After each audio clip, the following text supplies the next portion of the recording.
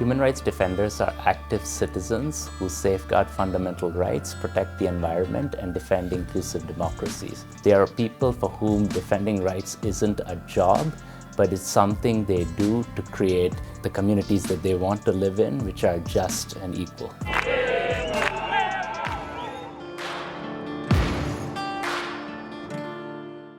My name is Sharan Srinivas, and I'm Director of Protecting Rights Defenders based in London. The UN Declaration on Human Rights Defenders imposes strong responsibilities on states as the primary duty bearer to protect all those who defend rights.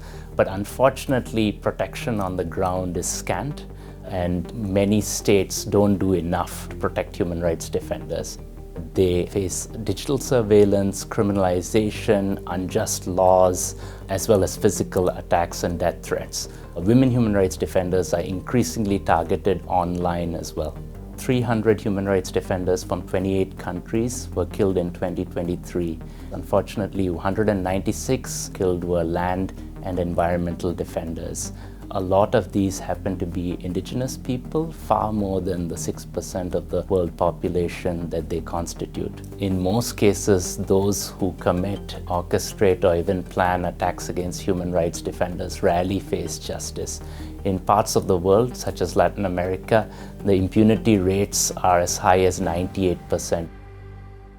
Open Society has been supporting human rights defenders for a long time. We are adopting a framework that was popularized by the Environmental Defenders Collective called Prevent, Protect, Reveal, and Redress. We do this by really empowering indigenous collectives, Afro-Colombian collectives, because community organizing and a strong community is key to preventing attacks. We also are going to invest in revealing the political economies that underpin attacks through supporting investigative journalism.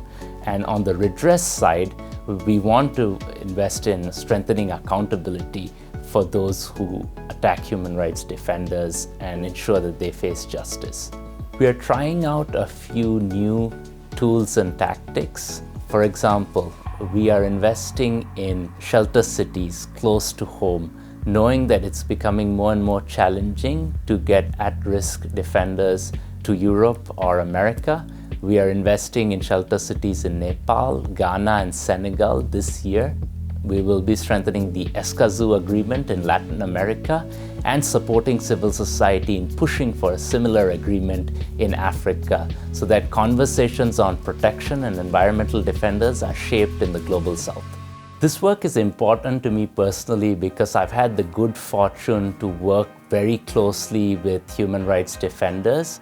One that inspired me particularly is the late Pakistani woman human rights defender Asma Jahangir.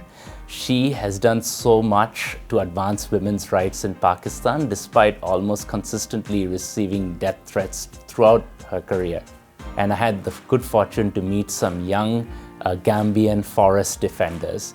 And what they told me is that for them, protecting their forest is something that they're going to do with or without funding. And seeing that can-do spirit and positive attitude inspires me to do what I can to ensure that they're able to do their work in safety.